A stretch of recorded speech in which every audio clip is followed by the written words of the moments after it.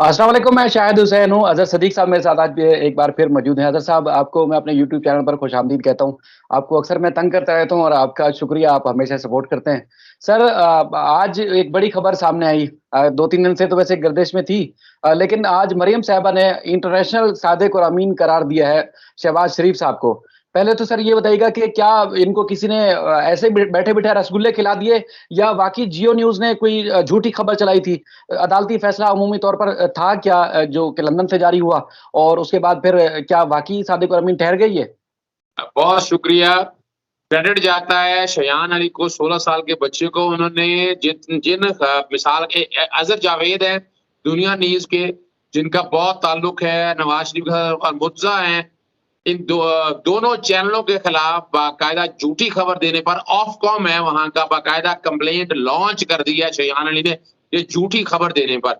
इसी तरह उन्होंने मुझे कहा है, मैं पैमरा के अंदर बाकायदा कंप्लेंट फाइल करने वाला हूं, और इसी हवाले से ये झूठी खबर दी। देखें, बड़ा सिंपल सा है। इंटरनेशनल सादिक और अमीन, शर्म से डूब मरना चाहिए इस औरत को। ना तमीज है, ना किसी ने सिखाया है कि जो आप बोलना है सच कैसे बोलो तुम। अब अच्छा नहीं लगता किसी की जात पे। किस अदालत ने कहा है कि जनाब ये सादिक और अमीन है? क्या वहां की किसी अदालत ने कहा है? किसी अदालत ने कोई ये कहा नहीं। ये लफ्ज 62 बना उनकी नायली के हवाले से, ये बात ही शर्म और डूब भरने का मकाम है इन लोगों को। तो यानी क्या साबित करना चाहते हैं? झूठ बोलना इनकी रगों में, यानी इस हद तक सरायत कर चुका है।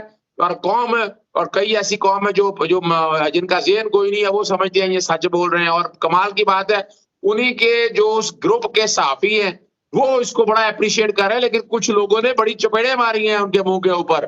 और उन्होंने कहा कि वो कहाँ ऐसा हुआ है, और बड़ा सिंपल सा इश्यू है, 2 सफ़े का ऑर्डर है, पढ़ लें।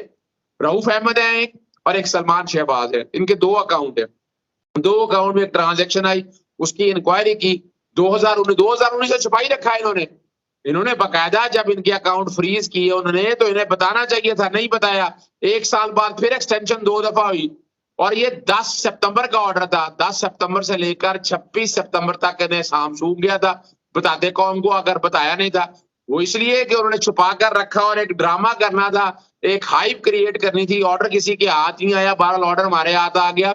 वो ऑर्डर क्या था? यानी आप भी नैब की अदालतों में पेश होते हैं, और आपको याद है पिछले दिनों मैंने किसी तरह के रेफरेंस के केस के अंदर, नाम नहीं मैं कोट करूंगा, क्लाइंट है मेरा, उनके अकाउंट्स भी फ्रीज कर दिए थे। तो मैंने बकायदा दरखास्त देकर अदालत से वो डी फ्रीज कराए। तो ये कौन सी ऐसी बात है? उसका ट्रायल अपनी जगह चल रहा है, या बाकी मामला अपनी जगह चलते हैं। तो जैसे हमारे यहाँ ये होता क्या है, इसे कहते हैं STR, सस्पिशियस ट्रांजैक्शन रिपोर्ट। ये फेटअप के तहत, या उसमें अपना फाइनेंशियल मॉनिटरिंग यूनिट जो है ना, इसको बैंकों में जो तफसील होती है उसको देखते हैं, और जिसके STR इशू कर देते हैं, उसकी इंक्वायरी जहां हमारे यहाँ नैब और FIA करती है, वो NCA करती है। उन्होंने उसकी इंक्वायरी की, उन्होंने उसमें सस्पिशियस देखा नहीं, और यहाँ शहबाज शरीफ तो कहीं है ही कोई नहीं। ये भी हाल देखे, अंदाजा लगाएं उस बीबी का। वो लगता है तो यही है कि शायद अनपढ़ है, या अंग्रेजी उन्हें आती नहीं है, या उन्हें उर्दू में ट्रांसलेशन पढ़ के समझाना चाहिए कि बीबी कुछ कुछ शर्म कर लो। झूठ बोलना, कतरी खत लिखना, और इस तरह की बातें, झूठ तो तुम्हारी रगों में सरायत कर चुका है। यहाँ तो कौम को मत झूठ बोलो। शहबाज शरीफ का चैलेंज ले लेना, कबूल कर ले कि कहाँ किसी का अपने किसी कोर्ट ने उनको सादिक और अमीन करार दिया है। ये सिर्फ खाम ख्याली है, अवाम को बेवकूफ बनाना है, और अवाम इनकी बातों को देखकर कई दफा बेवकूफ बन जाती है। सर, ये चैनल अगर किसी अदालत के नाम से मंसूब करके अगर झूठी खबरें चलाते हैं, इन चैनल्स के खिलाफ पाकिस्तान में या लंदन में क्या कार्रवाई हो सकती है? इनको क्या सजा और जुर्माना हो सकता है? कुछ इस हवाले से भी बताइएगा। देखिए, बुनियादी तौर पर ऑफकॉम वहां पर बैठा हुआ है, और उन्होंने वो बाकायदा इस चैनल का वहां का नेट, वहां की, यानी ये लंदन वगैरह में या नशरियत करते हैं, वह बंद कर सकता है, और इन्हें इन्हें हजारों पाउंड जुर्माना हो सकता है। पाकिस्तान के अंदर भी पैमरा जो है, काउंसिल ऑफ कंप्लेंट जो है, इनके खिलाफ बाकायदा जुर्माना सुनेगी, सुन के जुर्माना कर सकती है, और इनका लाइसेंस भी सस्पेंड हो जाता है। लेकिन यहाँ हमने झूठी खबरों के ऊपर तो चाहते हैं कोई एक्शन ना हो, लेकिन ये वो खबर ऐसी है जो इतनी झूठी है, इसके ऊपर सख्त कार्रवाई बनती है, और चैनल भी बंद हो सकता है जहां, और लाखों रुपया जुर्माना होगा। सर जिस तरह एफआईए कार्रवाई कर रहा है, मुसलसल सवालात भेज रहा है, सवालनामे भेज रहा है, उसका जवाब नहीं आ रहा। आपको पता है कि शरीफ फैमिली की जानिब से कोई नहीं दे रहा। और आज भी जिस तरह एक प्रेस कॉन्फ्रेंस की बहुत बड़ी शहबाज शरीफ साहब ने, तो जो उनके ऊपर यहाँ पाकिस्तान में इल्जामात हैं, उस हवाले से तो बात नहीं कर सकते, बात कर भी नहीं रहे। और ये हमेशा ये कह देते हैं कि उन्होंने कोई धेले की करप्शन नहीं की। तो धेले की करप्शन का जवाब देंगे तो पता चलेगा। तो यहाँ जो उनके खिलाफ जो कार्रवाइयां चल रही हैं, वो कहाँ तक पहुंची, एफआईए तहकीकात के कहाँ तक पहुंची, और मजीद जो कार्रवाई हो रही है वो कहाँ तक पहुंची है सर? देखिए, एक तो बात बड़ी वाज़ेह है, एक तो 25 अरब रुपए की मनी लॉन्ड्रिंग है।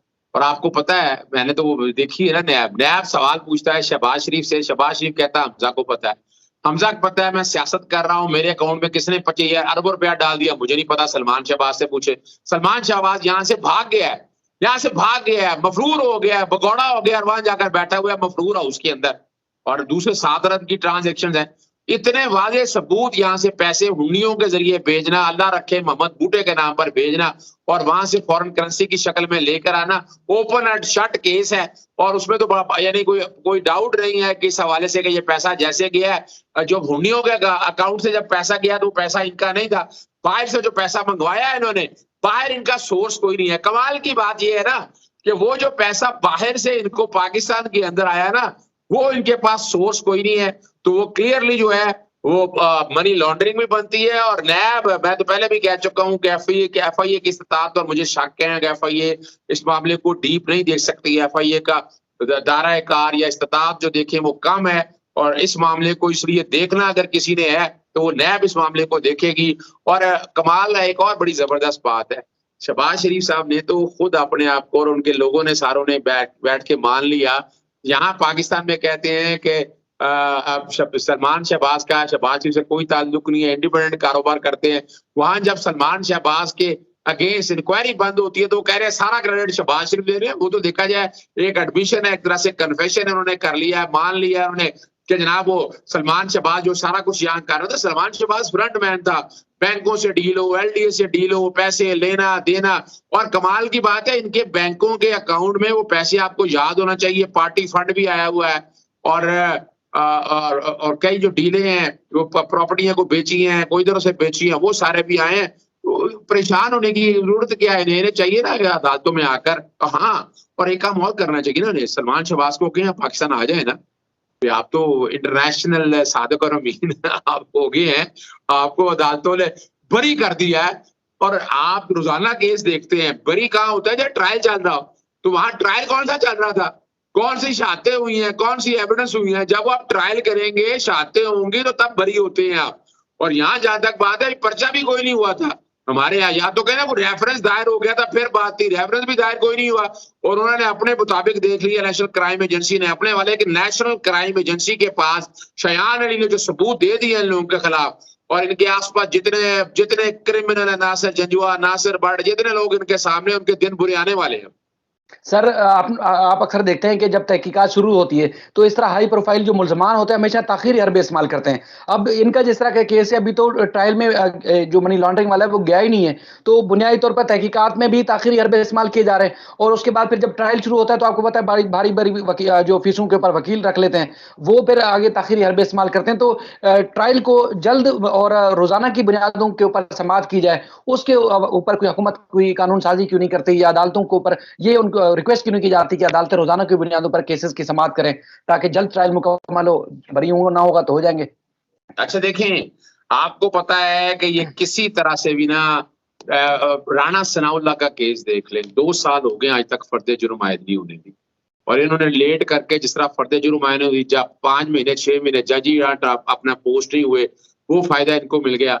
बेगुनाह है ना, इन्हें कहें कि रोजाना की बुनियाद पर ट्रायल चलाने की खुद दरखास्तें दे दें। नैब के कानून में लिखा है डे टू डे ट्रायल चलना है, लेकिन इसके कॉन्सिक्वेंस नहीं है। इनको चाहिए कि बाकायदा दरखास्तें दें नैब के अंदर कि डे टू डे ट्रायल चलाएं, हम तो बेगुनाह हैं, हमने तो कुछ किया ही नहीं है। और इसी तरह मरियम आपके सामने अपीलें खुद देख लेना, उस औरत और बीबी की, वो हम नानी अम्मा की औकात देख लें कि वो इस्लामाबाद हाई कोर्ट में पहले तो भगौड़ा डिक्लेयर हो गया शहबाज शरीफ और नवाज शरीफ, और अपनी अपीलें पहले तो बहस ही नहीं कराई। कभी वकील का बहाना, कभी बीमार हो गया वकील, नया करना है, नया करके अब आगे आए और डे टू डे बहस करें और बहस करके खत्म कराएं। आप डरती क्यों हैं भी? अब आप अगर अरशद मलिक ने किसी दबाव के तहत ये फैसला दिया है, तो अरशद मलिक ने फैसला दबाव में आपके सजा कम सुनाई है। सजा तो असूली तौर पर यहाँ 14 साल होनी चाहिए थी, उसने 7 साल सजा दी है, जबकि एवनफील्ड के अंदर आपको पता है सजा हुई थी 10 साल। और ये भी याद रखिएगा, अरशद मलिक वो जज है, रिकॉर्ड ढूंढ लें, आपको ये मैं चैलेंज करता हूं कि ये नवाज शरीफ उन्होंने खुद लगाया, अशरफ साहब उस वक्त अटॉर्नी जनरल थे, उनके दफ्तर में बैठकर ये सारा काम हुआ, जो मुझे वहां के एक दोस्त है उन्होंने बताया था। और इन्होंने जज बशीर से केस ट्रांसफर करके अरशद मलिक के पास लेकर गए, वो इसलिए लेके गए कि उन्हें बरी कर जाएगा। इन्हें क्या पता है बरी तो होना है अगर सबूत ना हो, जब सबूत मौजूद है तो बरी क्यों होना है? सबूत इतने हैं, अनडिस्प्यूटेबल सबूत है।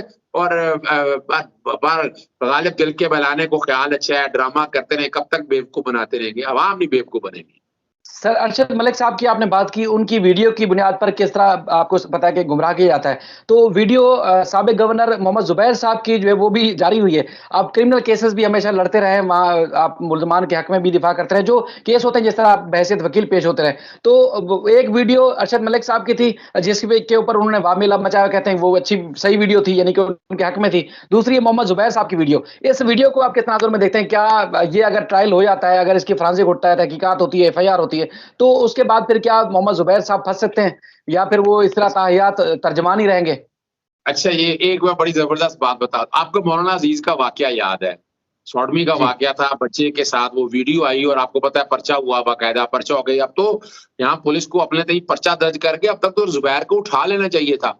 और आपको याद है कि हमारे दोस्त ही असदुल्ला खान साहब, उन्होंने इसका फोरेंसिक करा लिया है, इस वीडियो का फोरेंसिक करा लिया और फोरेंसिक आ गया कि ये वीडियो बिल्कुल असली है, कोई इसमें ऐसी चीज नहीं है। वो रिपोर्ट बाकायदा मेरे प्रोग्राम में भी चलेगी। अब मैंने वो बाकायदा फोरेंसिक की रिपोर्ट ली है और वो मैं फोरेंसिक की रिपोर्ट चला रहा हूँ। तो तीसरी बात बड़ी वाज़ेह तौर पर है, एक तरफ तो कहते हैं ना कि जनाब वो अपना वो वीडियो है, तो ये वीडियो तो जुर्म साबित कर रही है ना, उसमें तो कोई ऐसी बात थी ही नहीं, ना तो वो कोई जना कर रहे थे, ना तो कोई पैसे पकड़ने की वीडियो है।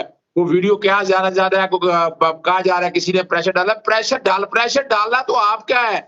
और आपके और ये खुद इसलिए फोरेंसिक नहीं करा रहे कि खुद पकड़े जाना था, उस वीडियो से ये चीजें सारी सामने आ जानी थी कि प्रेशर इन्होंने डाला, इनका टेलीफोन रिकॉर्ड ट्रैक याद रखिएगा, अरशद मलिक का और इनका टेलीफोन का रिकॉर्ड किसी जगह पड़ा हुआ है, वो किसी वक्त सामने आ जाना है कि राब्ते में ये लोग थे, इन्होंने क्या ब्लैकमेलिंग की, वो सारी चीजें सारी आ जाएंगी।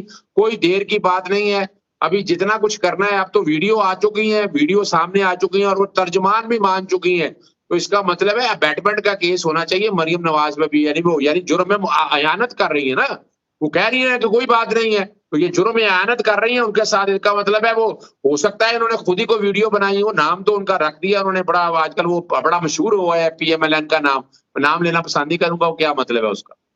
सर, एक आखिरी सवाल है आपसे कि लंदन में नवाज शरीफ साहब ने सहाफ़ी से मुलाकात में एक बड़ी बात की है कि इसका मतलब वो हाथ पाँव उन्होंने जोड़ लिए, अब धमकी भी दे रहे हैं, साथ में ये कह रहे हैं कि किस तरीके की हुकूमत भी हमें मिल जाए। तो क्या हाथ पाँव जोड़ने से, एनआरओ मांगने से उनका काम नहीं चल रहा था, अब धमकियां भी दे रहे हैं? देखिए, एक बात मैं बड़ा क्लियर कर दूं, इमरान खान जो मौजूदा हुक्मरान है ना, वो एनआरओ तो कोई देने नहीं लगा और ना इस बारे में रियायत करने लगा। ये ज़हन में रख लें, जो ये धमकियां दे दें, मिन्नतें कर लें, तरले कर लें, वो केसेस अब प्रोसिक्यूशन वापस ऐसे नहीं लेगी। और वो केसेस अगर कोर्टें कर दें, अलग बात है, वो भी कहते फिर रहे हैं कि हमने मैनेज कर लिया है, कई जगह कहते फिर रहे हैं कि कोर्टों से हमें इंसाफ, और वो वेट कर रहे हैं, आपको पता है 2023 का भी वेट कर रहे हैं कि उनकी मर्जी के जज कोई आ जाए और आकर को फायदा ले लें वहां पर, लेकिन एविडेंस कहाँ फेंकेंगे? तो यहाँ इतना आसान काम नहीं है। कुछ यानी इनके लिए बचत का कोई चांस नहीं है। नवाज शरीफ और मरियम नवाज सजा याफ्ता हैं, सजाएं हुई हैं, 10 साल के लिए नाअहल हैं। उसके बाद हमजा और शहबाज शरीफ के अगेंस्ट ऑलरेडी बड़े सख्त केसेस चल रहे हैं और उनमें भी सजा मुतवक्को है। पीएमएलएन के अंदर जो लड़ाई इस वक्त चल रही है कि अगला लीडर कौन हो, शायद तकान अब्बासी का ग्रुप आता है या एहसन इकबाल आता है, एहसन इकबाल आता है, या शायद तकान अब्बासी ग्रुप आता है, या ख्वाजा आसफ आता है। ये चल रही हैं और यही सियासत हो रही है इस वक्त। मीम लीग और शीन लीग तकरीबन टूट चुकी है। मरियम ड्रामा करने के लिए जो आज भी जो वीडियो चलाई उन्होंने इंटरनेशनल सादिक और अमीन की, वो भी सिर्फ आवाम को दिखाने के लिए चलाई कि जनाब मैं बड़ा इज्जत करती हूँ, लेकिन अंदर की बातें सारी उनके पास भी मौजूद है, शहबाज शरीफ के पास भी टेलीफोन रिकॉर्ड और वो बड़ा सी रिकॉर्ड। एक बात मैं आपको और बता दूं, मरियम नवाज की भी कुछ वीडियो मौजूद है रिकॉर्ड पे, वो कब सामने आएंगी आपको अंदाजा हो जाए। सर आप हमेशा जो बात करते हैं बड़ी काम की बात होती है और बड़ी ज़बरदस्त बात होती है आगे जाकर, वो हमेशा सच साबित होती है और उम्मीद करते हैं कि ये जो वीडियोज़ वाली कॉल रिकॉर्ड वाली जो बात है इंशाल्लाह बहुत जल्द मंज़र-ए-आम पर आएगी और ये बेनकाब होंगे क्योंकि हमारी ये कोशिश है कि एक तरफ मीडिया उनको शेल्टर फराहम करता है, झूठी खबरें चलाकर बदनाम करता है हुकूमत पाकिस्तान को, रियासत पाकिस्तान को और ऐसे क्रिमिनल लोगों को जो है वो सपोर्ट करता है और उनको हीरो बनाकर पेश करता है और दूसरा जो झूठी जिन लोगों ने खबर चलाई, उम्मीद है कि पैमरा यहाँ कार्रवाई करेगा और जिस तरह आप बता रहे हैं शयान ने वहाँ पर दरखास्तें डाल दी हैं, तो उम्मीद है कि वहाँ पर भी इनके खिलाफ जल्द फैसला होगा ताकि इनका मुंह बंद हो। जो एंकर्स बैठ के मन गढ़ंत और झूठी बैठ के खबरें एक प्लान करके वो चलाते हैं, जिससे कौम और रियासत जो है बदनाम होती है। आपका बहुत शुक्रिया साहब, आपने टाइम दिया सर।